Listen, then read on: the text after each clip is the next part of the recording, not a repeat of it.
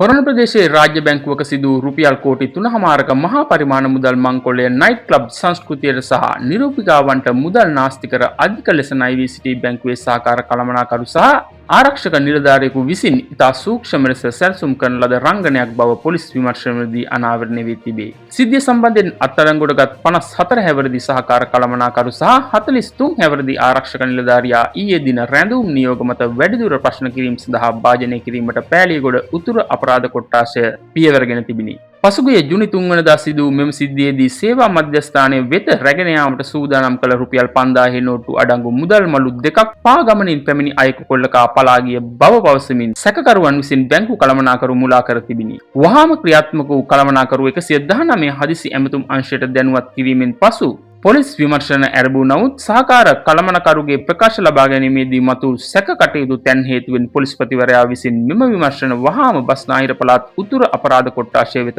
පවරනු ලැබීය.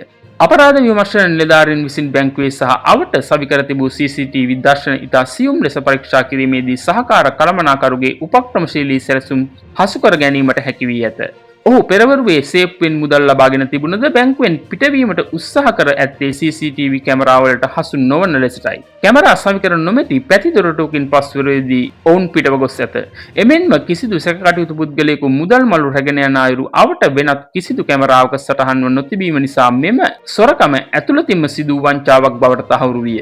මේ වන විට සිද්ධිය සම්බන්ධයෙන් සැකකරුවන් දෙදෙනා අත්අඩංගුවට ගෙන ඇති අතර හොරණ ප්‍රධාන මහේස්ත්‍රාත් ලක්මිනී විධානගමගේ මහත්මියගේ නියෝග පරිදි ඔවුන්ගේ නිවාස පරීක්ෂා කිරීමට සෝදිසි වරෙන්තු සහ දුරකථන විශ්ලේෂණ වාර්තා ලබා ගැනීමට පොලිසිය පියවරගෙන තිබේ. නිරූපිකාවන් සහ විවිධ කාන්තාවන් ඇසුරු කරමින් රාත්‍රී සමාජ ශාලා සඳහා අධික ලෙස මුදල් වියදම් කිරීම නිසා ඇති වූ ණය බරින් නිදහස් වීමට මෙම සොරකම සිදු කළ බවට සහකාර කළමනාකරු මෙම කොල්ලය පිළිබඳව පාපොච්චාරණය කර ඇත.